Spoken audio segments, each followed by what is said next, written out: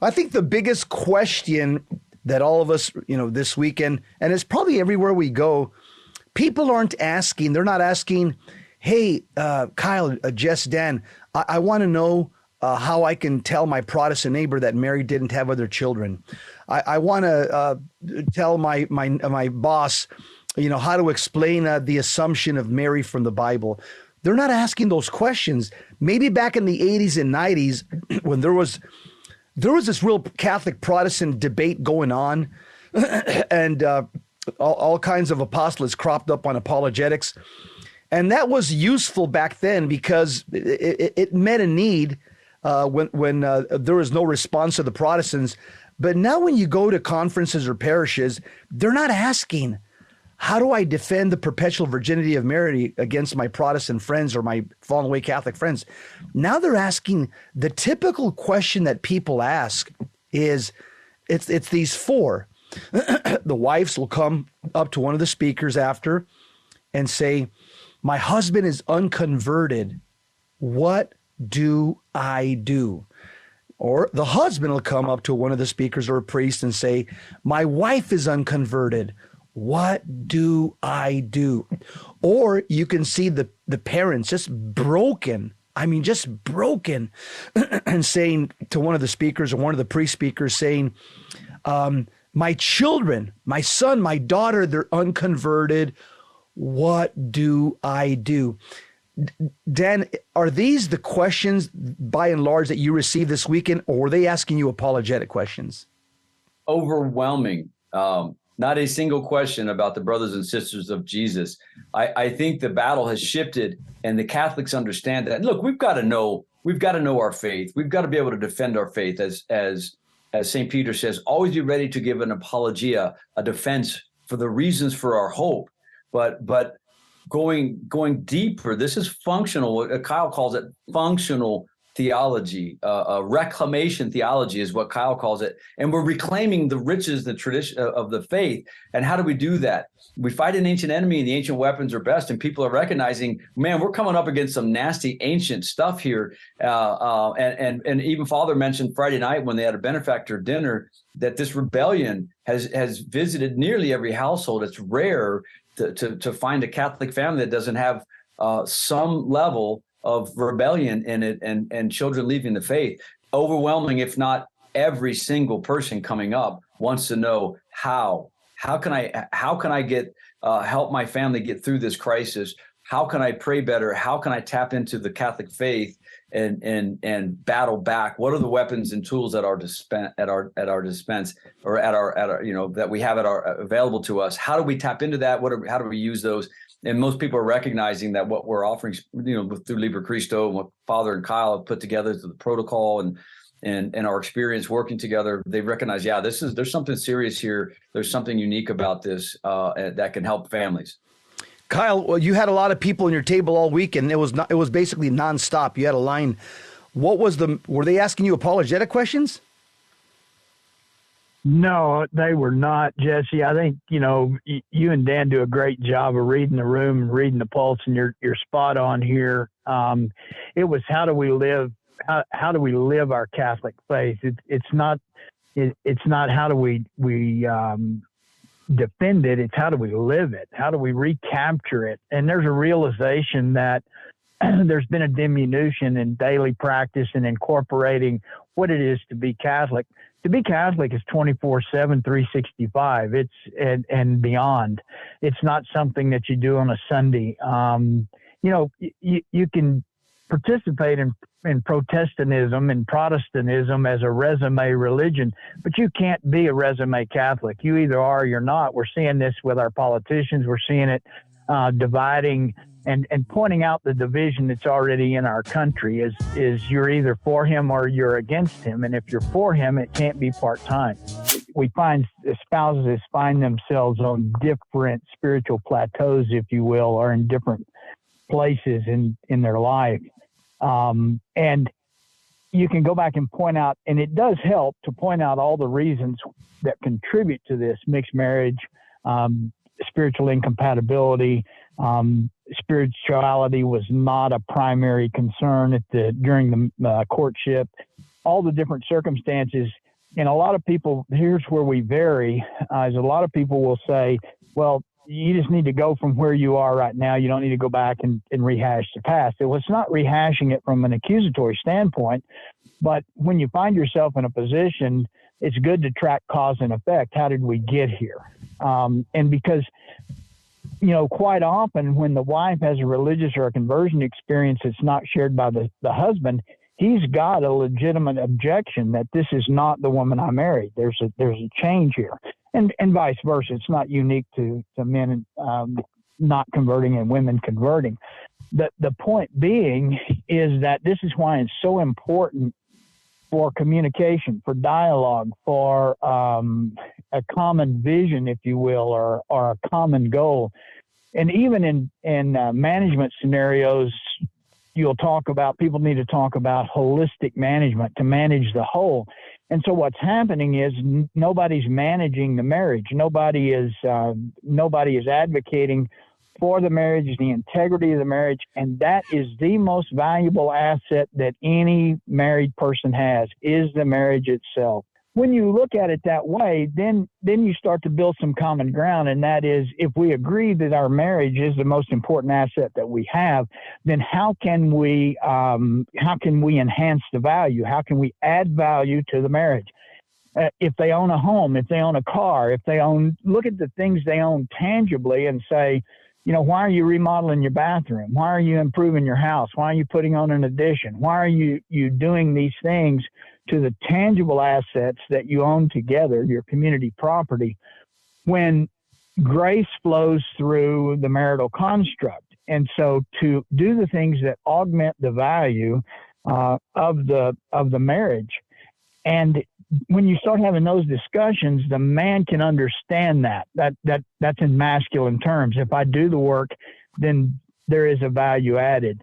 And so it becomes something from which you operate. It's a bulwark, it's a castle, it's a point of security, because you cannot engage in spiritual warfare without a haven, without a pillbox, a bunker, a castle, a bulwark, some point of safety against the world, some point of fortification against the world, and that is the marriage. And when we start having that discussion, and the wife starts having that discussion, then the husband can see it. He can see it in clear and tangible terms. But ultimately, he's going to be converted by who she is. If you want a husband to take leadership, start asking permission for things. Be obedient. Just affirm him in his role, not by saying, hey, you need to be the leader, get off the couch. It is just simply asking permission for each and everything and doing it in a loving way and actually yielding to his direction. You don't have to agree with him. And in fact, when you obey and you don't agree, that's when the real bond is built. Now, understand that when that first happens, he's not going to be real good at it. So, and she's not going to be real good at it. So you got to work together. And I do want to say this. Our Lady of Fatima did warn us in 1917. One of the things that she said about bad marriages, she said, many marriages are not good.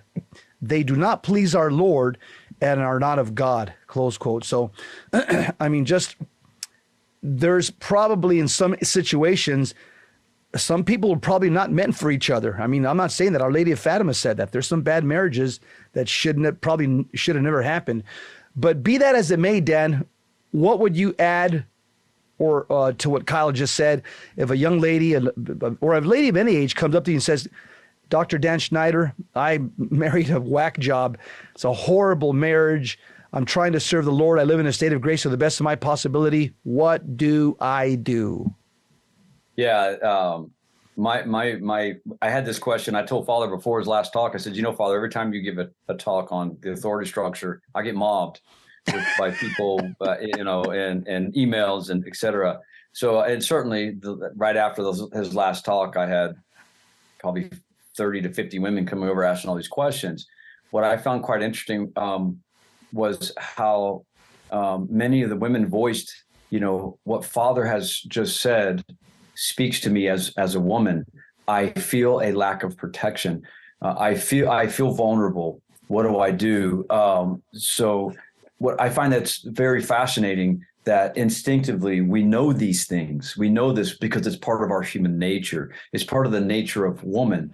And so the authority structure has a twofold end, to provide and to protect. And many women can at a guttural level discern that I lack protection. And this is what a blessing does. A blessing provides protection. A blessing is something that is a good that is conferred. And so when you're in these relationships where the husband is not engaging, a woman naturally understands that she lacks this. Is a privation of protection, the protection that comes with blessing. So what do you do to overcome it? Kyle, was spot on. There's, it's grind it out. It's orient all fire, direct all fire towards your husband in prayer. So oftentimes, and again, I learned this from Kyle working with cases. If you ask a woman, so tell me about, where do you get most fulfillment? Where does grace flow into your life? And 9 times out of 10, a woman will answer, from my kids. I get tremendous satisfaction, so much grace from my children. You ask a husband, where do you get satisfaction? Where do you get, you feel like grace is in your life? Where do you get most affirmation? Oh, I get that at work, and I love this, or I love coaching. I love, some other thing.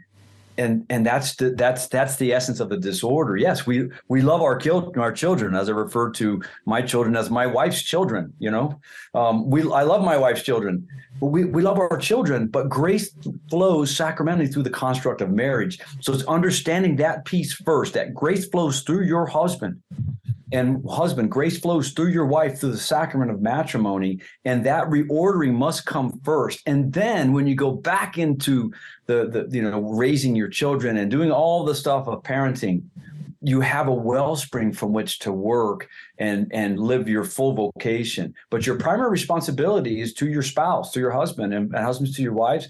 Your second primary responsibility is to the children living in the home, and then the adult children living outside of the home. Getting that reordered will open the lines of grace, but directing all fire. There's not a secret prayer, but the secret to prayer is grinding it out and praying, directing all fire towards your husband in prayer. And sacrifices too. Small little sacrifices go a big way in the spiritual realm. Dan, I like that, because there's a lot of people when they ask speakers, lay people or priests, they're looking for that silver bullet. And it's oftentimes, I think a lot of Catholics, they're so desperate or they're so wounded that they look at prayer almost like white magic. They'll say, Kyle Clement, Dan Schneider, they'll know the prayer I need to pray so that my husband comes back to his senses and has a powerful conversion. And again, that's looking at prayer superstitiously. It's this Christianity is not an 100-yard dash. It's a marathon race. But going back to this question about the husband, Kyle, I know you had told me a while back ago, several years ago when we were talking, you said something that's very good for either spouse to do is to pray on their knees at their bedside. That's where the marriage is consummated, right at the bed, and on your knees at the bedside, which is that's the sacramental baldacchino, so to speak. At that point, either spouse, the husband for the unconverted wife, the wife for the unconverted husband, can start doing that light of Christ prayer, calling the light of Christ upon that spouse that's in bed, sleeping. Tell us a little bit about the efficacy of praying next to your bedside, and because again, that's where the two become one. That's the altar. Yeah.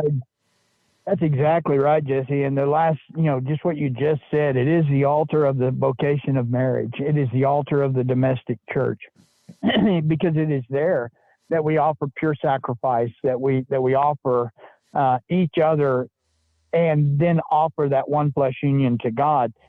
One of the things that militates against the integrity of marriage and the flow of grace through the marriage is the profanation of the conjugal act. One of the things that to do always is to go back to the vows. And so vows are so very, very important, because essentially we're saying to the demon, try me here. This is where you may test me, because in these vows, I am pledging fidelity to God by showing or demonstrating fidelity to my marriage, to my vocation. And so when the priest pledges the evangelical counsels of poverty, obedience, and chastity, he's essentially saying to the demon, try me here, right here. And then we act surprised when the demon takes us up on it, when he does try us right there. And so the point to be made is, in our marriage, whenever we are experiencing any kind of hesitancy or difficulty, then go back to the wedding mass, go back to the vows, go back to the courtship, go back to that time when we were pledging fidelity. One of the very interesting things is that in the modern discussion of nullity and divorce and all of these things that militate against marriage, we see that there's been a shift. And when we put the church, when we put spiritual union, matrimony, the holy sacrament of matrimony, when we put that second to the state idea, that's when we really lost the high ground, because for centuries and up until Second Vatican Council, one had to obtain an annulment and then permission from the bishop to go and seek the civil divorce. Just me stating it tells you how foreign that is to our modern ear. You read books such as Sins of the Parents by Father Hugo Doyle, and you get an idea of, he was saying in the 50s, he's saying, here's where we're headed. And it's not that he was mystical and prophetic, it's just that, and alluding to your reference to Our Lady of Fatima talking about the attack on the marriage, what he saw was a trajectory, and it is a fallen trajectory. This is where we are going unless we change. And so we are there now. Anytime there's an idea of marriage or an issue with regard to marriage, we do well to go back to the day that we signed the contract, the day that we made the vow, the day that we pledged, and then recapture that psychological state and that understanding that we are giving ourselves to God by giving ourselves to each other. Yeah. I get, 1 Corinthians 7, Paul lays out on marriage, virginity, consecration, that sort of thing. To the rest, he's talking about to the married. First he says, I wish everyone to be as I am, that is celibate. But each has a particular gift from God, one of one kind, one of another. To the rest, I say, not the Lord, meaning to the married. If any brother has a wife who is an unbeliever and she is willing to go on living with him, he should not divorce her. And if any woman has a husband who is an unbeliever and he is willing to go on living with her, she should not divorce her husband. For the unbelieving husband is made holy through his wife, and the unbelieving wife is made holy through the brother. Otherwise, your children will be unclean, whereas, in fact, they are holy. If the unbeliever separates, however, let him separate. The brother or sister is not bound in such cases, for God has called you to peace. But how do you know? This is the key. How do you know, wife, whether you will save your husband? Or how do you know, husband, whether you will save your wife? So everyone should live according as the Lord has assigned.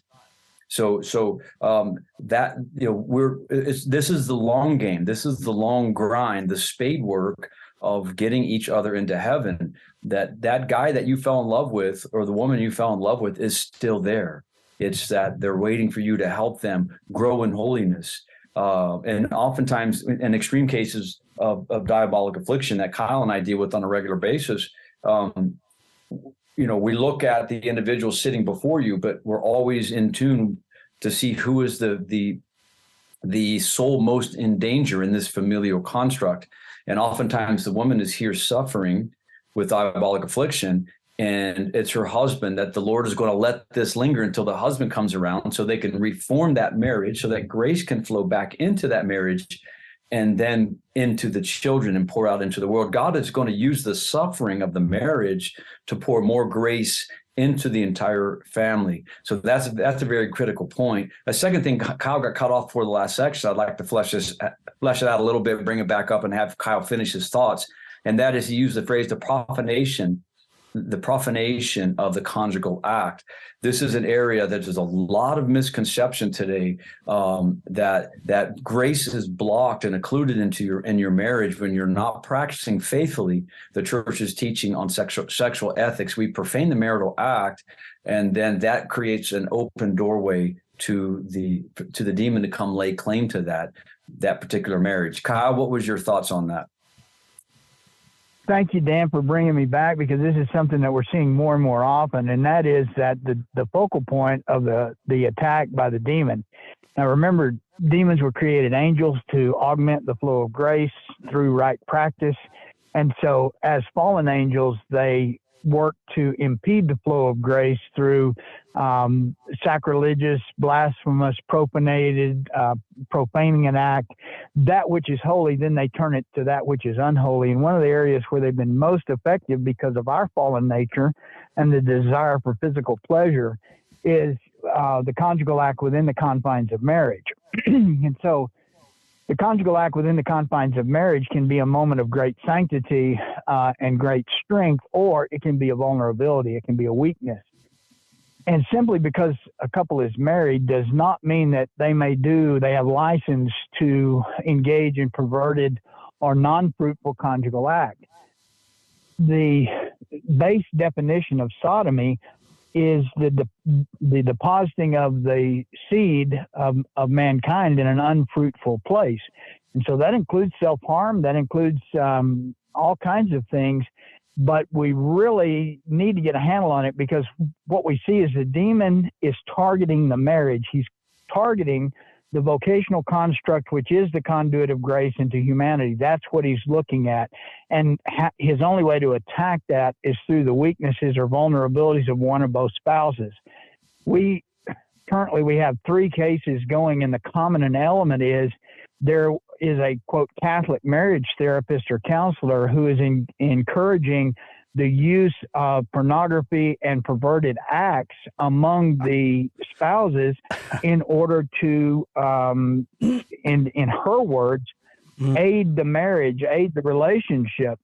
Well, she herself is a product of a broken marriage, and so what she is advocating is actually directly against the integrity of the marriage. We've had cases where both husband and wife become possessed. The marriage is possessed. Because it is a one flesh union, the demon may possess it as if it's a construct. And that's something that we don't really understand and realize secularly, but we're seeing more and more of it in our practice. Wow. Let me mention something here as a tool for the spouse, for one spouse that's converted, for the other spouse. And in this instance, we're talking about the husband saying my wife is unconverted. Here, Father Gabriel Amorth, he says on page 90 of his book, An Exorcist Explains the Demonic, he says, I also believe that on the strength of the efficacy that is derived from the sacrament of marriage, each spouse can implement repeated prayers of deliverance on the other spouse and on the children. So Kyle or Dan, give us an example of how a spouse would pray a deliverance prayer for another spouse. Dan, how does that sound like? Well, I mean, Father Ripperger's book, The Deliverance Prayers for Use by the Laity, Kyle was helped put that book together, and he's done a great job on the show, kind of walking through how that works. But the spouses have spiritual authority over each other's bodies by virtue of the marital debt in the one flesh union, as you say. But a husband has a dual authority. That is, he has as head of household, he has spiritual authority over the wife as well. So the wife has spiritual authority over the body. The husband over the body of the wife, as well as over the entire her and the entire household. And over they both have some authority over the temporal goods. So praying, using that authority, praying from that authority for your spouse. One of the best ways. There's no real secrets to this, but one of the most effective prayers that I've found is the prayer of consecration. There's a prayer of consecration that Father has put in here that's adapted from St. Louis de Montfort's prayer of consecration, but it's consecration of your temporal goods. But praying and consecrating your marriage, your body, your spouse's body, your health, consecrating that to the Blessed Mother, it's a very effective tool. And then the prayer to break oppression against those who have consecrated their temporal goods. That's a very effective 1-2 combination. But there's many other prayers in this book that can be used by the spouse. But I'll pass that over to Kyle.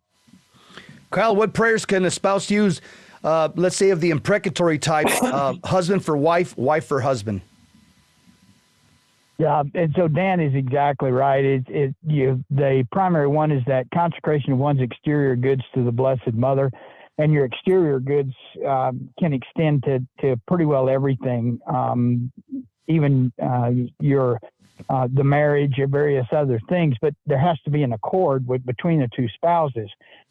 For one spouse praying for another, you may bind spirits using the Latin form binding prayer, the English version, page 19, but the spirits that you're binding are any spirits which interfere with the spouse's opportunity and ability to discharge the obligations under matrimony, under the marital act.